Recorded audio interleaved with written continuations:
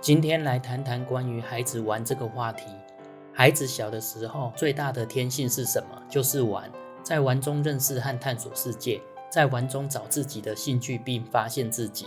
所以今天这话题很适合各位父母，因为一定非常有用。后半段影片也会教你如何教导孩子可以自己玩，让只有一个孩子的家庭不会因此为了孩子如何玩而烦恼。大家好，我是花瑞爸，我是一个二宝爸。为了更好的教育自己小孩，我自己看了许多文章。若你是第一次来这频道，这里是分享给大家养儿育儿经验的地方。若你感兴趣，欢迎按赞、订阅、分享，开启小铃铛。我固定每星期都有影片更新。孩子在玩时，父母则需要从玩中观察并引导孩子。玩是孩子童年最重要的事，这是天性，既然是天性，父母就应该尊重。当然，我们让孩子玩不是没有规矩，而是要在玩中规范孩子的行为。比如说，在家里玩完玩具之后，要让孩子懂得从哪里拿的，放回哪里去。那么孩子忘了怎么办呢？父母可以提醒，前期甚至可以示范。妈妈和孩子一起玩，玩完了以后，由妈妈引导，并且告诉孩子从哪里拿的，放回哪里去。当然，孩子大了，怎么玩也纠结着父母。孩子上小学后，每天都有作业，特别3年级后，作业还是有很大的增加。如何协调孩子玩与学习这个问题呢？这的确是个问题。若让孩子放开的玩，导致孩子学习不好也不行。每天都有作业，孩子很辛苦，父母也很心疼，但也没办法。我特别想说的就是效率。很多孩子都有写作业拖拖拉拉的习惯，这跟父母的教育也是有很大的关系。小孩子没有时间观念，因为他从小都是父母提醒，现在该做什么，明天该做什么。父母就是孩子的闹钟一样，孩子无需自己操心。所以在这我特别说一句，我们说一个细心的妈妈总能培养出一个粗心的孩子，那么原因就是在这。其实孩子写作业的时候，父母在看电视、玩手机，孩子也是一会儿做作业，一会儿玩这个，这导致了孩子的效率特别低，玩和学混在一起，什么也做不好。所以首先各位家长，你做好示范了吗？当孩子在写作业的时候，我们能否以静静地看一本书，让孩子有一种真正的陪伴？当然，处理好孩子玩与学，需要父母用心，两者对孩子的发展都很重要。学习让孩子获得书本知识，玩可以培养孩子，增加孩子与其他伙伴相处的能力，对他的人际关系有一定的帮助。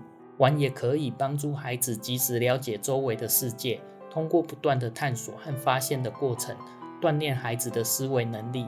接下来我们就来说说美国斯坦福大学的专家，他们对孩子的玩做了这样的总结。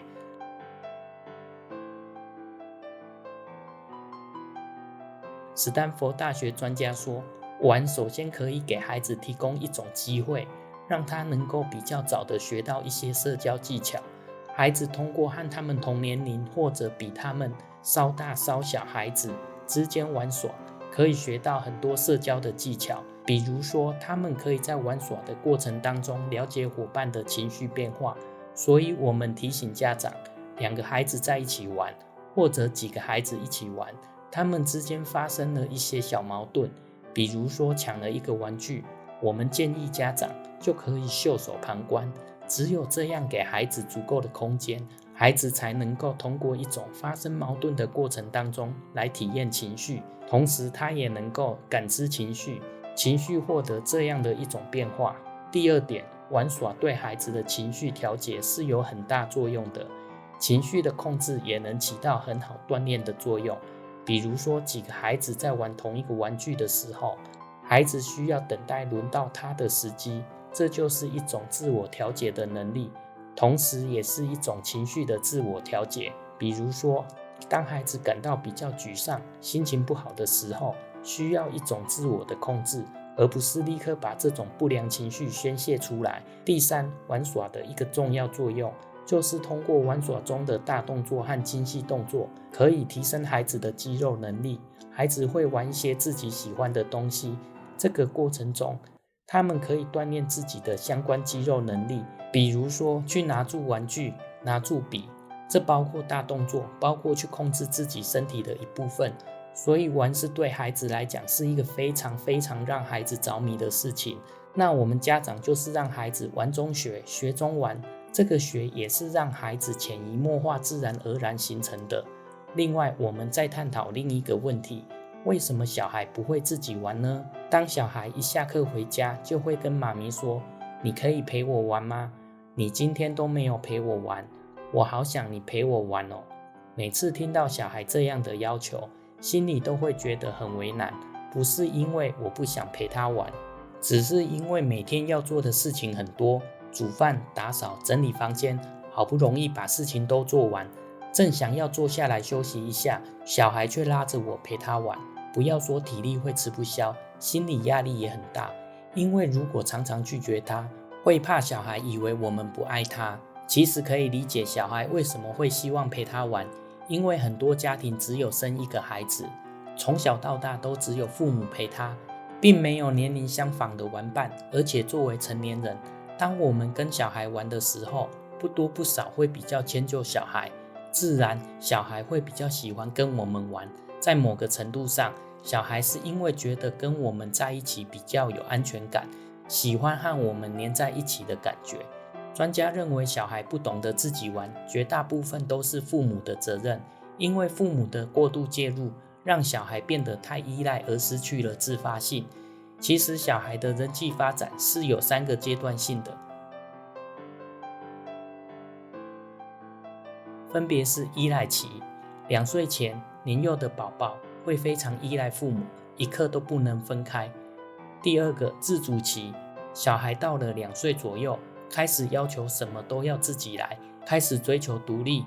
第3个互助合作期，这个阶段的小孩很多事情已经可以自己处理，但是当遇到困难时，他们会懂得找别人帮忙，这是社交能力开始发展的时期。但是父母的过度介入会让小孩停留或退化到依赖期。另外，小孩懂得自己找娱乐，对他们的身心发展、情绪发展都有非常大的帮助。那我们可以怎样教导小孩单独玩耍呢？1. 每天设定陪小孩玩耍的时间。虽然说要训练小孩，但是前提是要满足小孩的需求。这个年龄的小孩还是很需要父母的陪伴，陪伴小孩也是父母的责任。所以我们可以每天播出30到60分钟的时间来陪伴小孩。在这段时间里，请父母放下手机，关掉电视，专心的陪小孩玩，让小孩感受到我们的诚意和热情。2. 用计时器，为了避免之后和小孩对于玩的时间纷争，父母可以利用计时器来设定时间，这样父母可以把停止的责任交给计时器，小孩便不可以耍赖了。3. 父母别插手，年幼的小孩会希望一直看到妈妈，为了安全，妈妈也应该陪伴在身边。但是如果小孩愿意自己玩时，父母千万不要插手，我们只需要安静地坐在他旁边看书，或是做自己的事情即可。4. 找适合小孩年龄的玩具，太简单的玩具，小孩会觉得无趣，一下子就不想要玩了。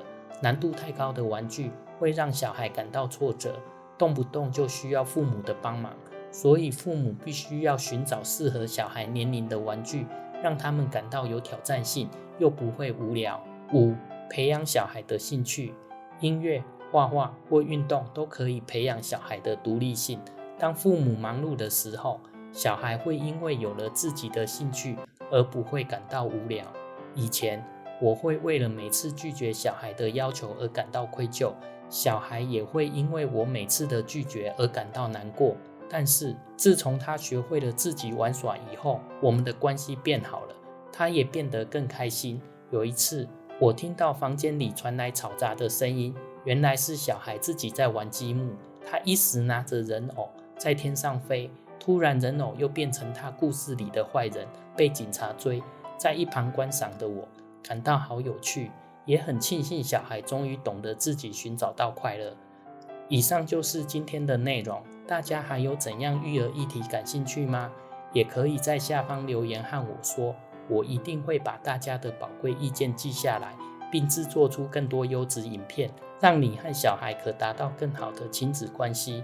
若你感兴趣，欢迎按赞、订阅、分享，开启小铃铛，我固定每星期都有影片更新。